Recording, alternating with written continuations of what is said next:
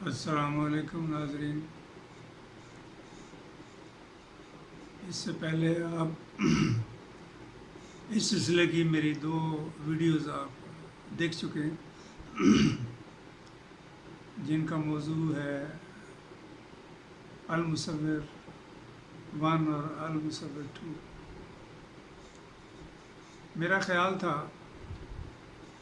کہ 2 ویڈیوز بنا کر شاید میں نے اپنی استطاعت کے مطابق کچھ نہ کچھ موضوع کا حق ادا کیا ہے، لیکن ایسا نہیں ہے، نہ ہی ایسا ہو سکتا ہے۔ ایک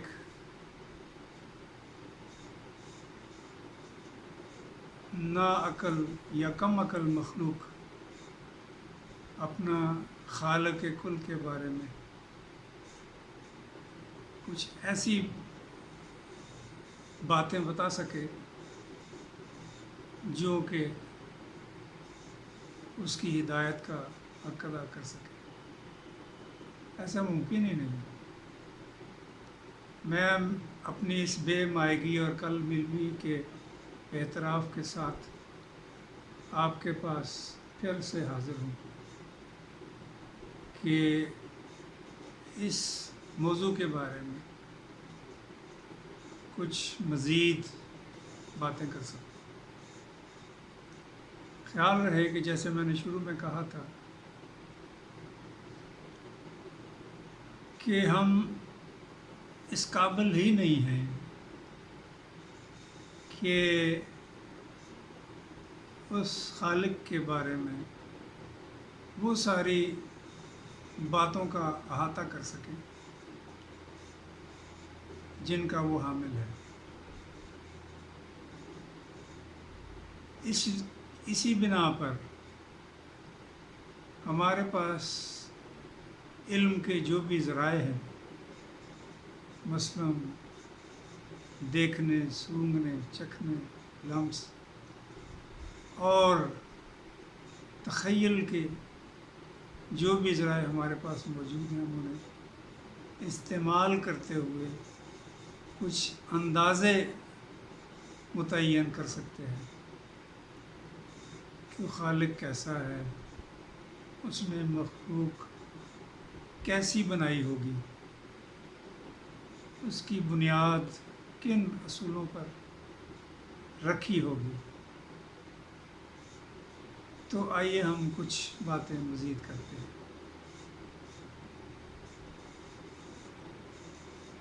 آپ جانتے ہیں کہ یہ کائنات ایک دم سے نہیں بن گئی، اور ہم یہ بھی جانتے ہیں کہ جب آدم کی پیدائش ظہور پذیر ہوئی یا آدم کو جب بنایا گیا تو اس سے قبل کچھ مخلوقات موجود تھیں، مثلاً فرشتے موجود تھے، جنات موجود تھے، حتیٰ کہ چرند پرند بھی موجود تھے۔ یہ واقعاتی شہادتیں ہیں جن کی بنا پر ہم یہ سب کچھ کہہ رہے ہیں۔ اب اگر آدم کے بیٹوں کے زمانے میں اگر ایک کوا موجود تھا تو اور چرند پرند بھی ہو سکتے ہیں اور ہوں گے، اور اگر اور چرند پرند تھے یا ہو سکتے ہیں تو پھر ان کے رہنے بسنے کے ذرائع بھی موجود ہوں گے، اور وہ ذرائع کیا ہیں؟ درخت ہیں، پہاڑ ہیں، ندیاں ہیں، نالے ہیں، پانی ہے۔ یہ سارے لوازمات چرند و پرند جانوروں کے لیے تاکہ وہ سروائیو کر سکیں ضروری ہے۔ یہ سارے انتظامات کرنے کے بعد اللہ تعالیٰ نے اپنے خلیفہ کو خلق کیا اور ایک خاص ہدایت کے ساتھ اسے زمین پر بھیجا کہ وہاں جا کر اللہ کے نائب کی حیثیت سے انصاف کرے، انصاف کے تقاضوں کے تحت اپنی زندگی بسر کرے، مثلاً بغیر عذر کے کسی کو ہلاک نہ کرے، کسی چرند پرند درختوں پہاڑوں کا ایکو سسٹم اسی طرح سے رکھے کہ وہ زندگی کے لیے خوراک مہیا کرتے رہیں، ورنہ انسان کی اپنی زندگی خطرے میں پڑ جائے۔ لاکھوں کروڑوں سال یہ سلسلہ چلتا رہا، دنیا آگے بڑھتی رہی، انسان کی نسل ترقی کرتی رہی، لیکن انسان اپنے رستے پر قائم نہ رہ سکا۔ اس کی یاد دہانی کے لیے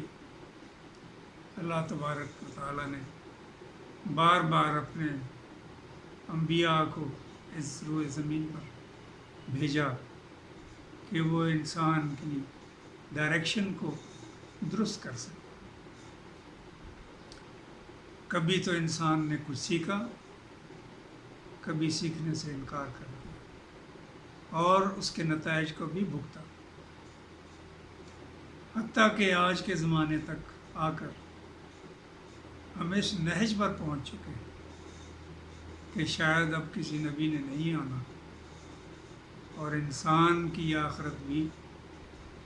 شاید قریب ہی ہو، کیونکہ اس کا منطقی نتیجہ یہی ہے، جب ہدایت کا راستہ ختم ہو جائے تو پھر انسان کے وجود کی وجہ لا حاصل ہو سکتی ہے۔ اللہ نے جس بنیاد پر انسان کو خلق کیا تھا اس کا جواز باقی نہیں رہتا اگر انسان اس کے کہے ہوئے حکم کے تحت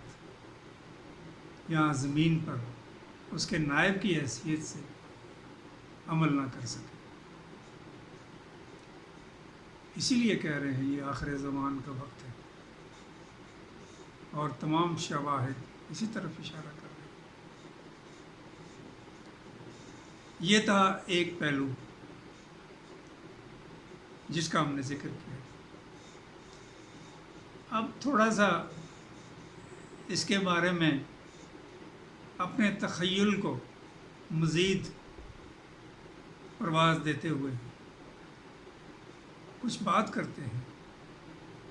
کہ انسان تو ہمیشہ سے ناقص العقل رہا ہے، اس کے پاس تو اتنا ہی علم ہے جتنا کہ اللہ تعالیٰ نے اس کو وہ ٹولز مہیا کیے ہیں جن کے ذریعے سے وہ علم حاصل کر سکتا ہے، لیکن ان کی استطاعت بہت کمزور ہے،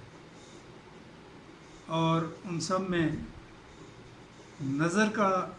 جو ذریعہ ہے وہ بہت تیز ہے، یعنی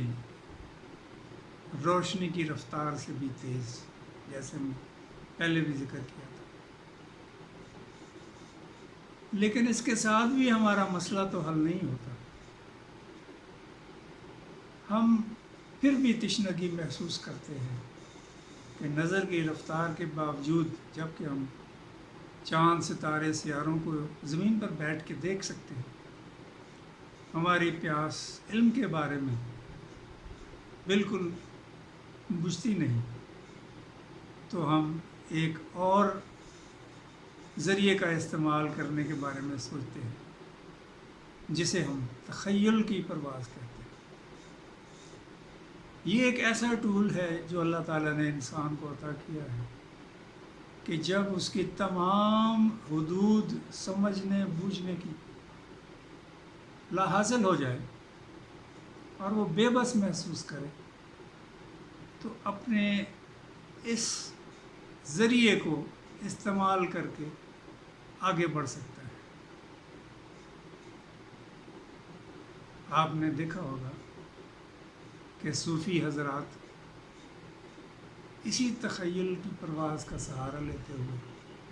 اپنے خالق حقیقی تک پہنچنے کی جستجو کرتے ہیں، ورنہ ان کے پاس یا کسی کے پاس کوئی اور ذریعہ نہیں، نہ تو فرشتوں کی وہ قوت ہے، نہ وہ رفتار ہے کہ وہ مالک اور خالق حقیقی کے قریب جا سکے، اس کے بارے میں علم حاصل کرے، اس سے محسوس کر سکے اپنے دل کے اندر یا آسمانوں کی وسعتوں میں۔ یہ تخیل کی پرواز ہے جو کسی انسان کے دل میں بھی پہنچ سکتی ہے اور آسمانوں کی بلندیوں میں بھی جا سکتی ہے، لیکن یہ تخیل بے راہ رو نہیں ہو سکتا، اس کے کچھ حدود و قیود بھی ہیں، وہ اللہ تعالیٰ نے اس کا بندوبست بھی کر رکھا ہے اور بہت خوبصورت انداز سے کر رکھا ہے۔ آپ یہ دیکھیے، اور اب ہم جانتے ہیں کہ علم نجوم یعنی ستاروں کا علم، بروج کا علم، کیا اس علم تک انسان کی عقل پہنچ سکتی ہے یا اس کا احاطہ کر سکتی ہے؟ یہ کہنا بہت مشکل ہے۔ تو آئندہ کی ویڈیو میں انشاءاللہ اس کے بارے میں بھی بات کریں گے کہ اس مصور کامل نے اس کائنات کا بندوبست کتنی خوبصورتی سے کیا۔ اس نے اس دنیا کو، کائنات کو چلانے کے لیے اسباب مہیا کیے۔ وہ عارضی مداخلت شاید نہیں کرتا، لیکن جو اصول اس نے مہیا کر دیے ہیں اس کائنات کے چلانے کے لیے، وہ اسباب جو اس نے پیدا کر دیے ہیں، زمانے کے حالات انہی کے تحت چلتے ہیں۔ وہ صرف انٹروین اس وقت کرتا ہے جب اس کی ذات کو چیلنج کیا جاتا ہے، جب اس کے سامنے اس کا کوئی مخالف یا دشمن کھڑا ہو جاتا ہے اور اس کی حیثیت کو ماننے سے انکار کرتے ہوئے چیلنج کرتا ہے، تو شاید اسی وقت وہ انٹروین کرتا ہے اور اسباب سے ہٹ کر اچانک کوئی معجزہ ظہور پذیر ہو جاتا ہے، جس سے انسان واقعی طور پر